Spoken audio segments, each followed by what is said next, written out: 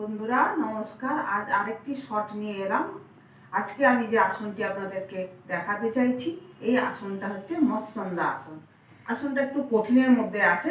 এটাও আপনার পেট, থাইয়ের এই পোর্শনগুলো, এই কাঁধের এই ব্যথা যদি থাকে সব দূর হবে।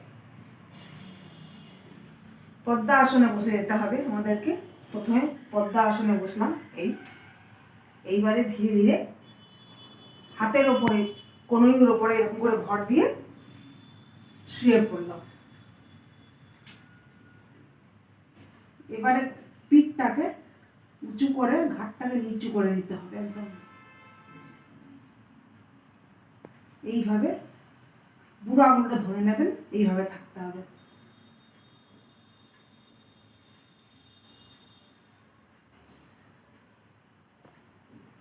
যতক্ষণ পারবেন ততক্ষণ থাকবেন। এটা সকাল বিকেলে একবার দুবার করলেও হবে। এটা আপনার গলা থাইরয়েডের জন্য খুব বেটার। নমস্কার বন্ধুরা, শর্টটি যদি ভালো লাগে অবশ্যই ভিউজ দেবেন।